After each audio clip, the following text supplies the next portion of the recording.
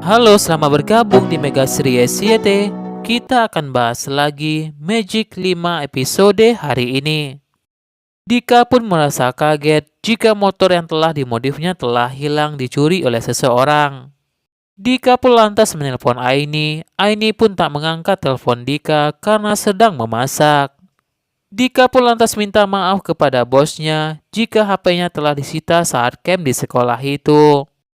Dika pun lantas panik dan tak sengaja menabrak Gibran.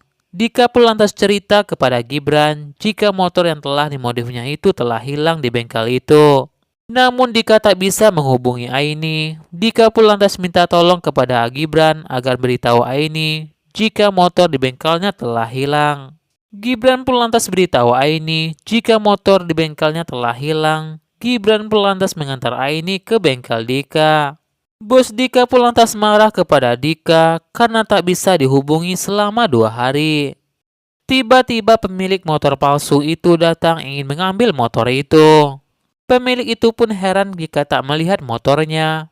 Bos Dika pun berkata jika motor itu telah hilang.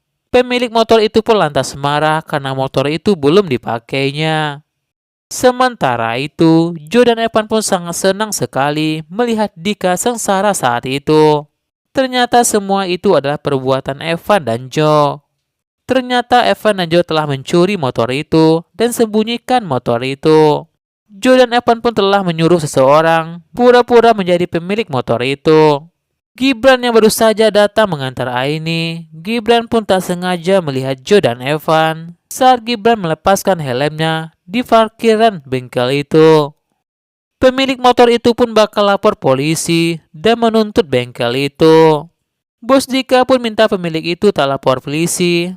Di dalam hatinya, pemilik palsu motor itu hanya menggertak Dika dan bosnya itu atas perintah Joe dan Evan.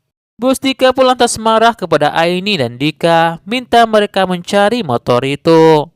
Dika dan Aini pun tak tahu kenapa motor itu bisa hilang. Gibran pun minta mereka mencek CCTV bengkel itu. Aini pun berkata jika CCTV di bengkel itu telah rusak.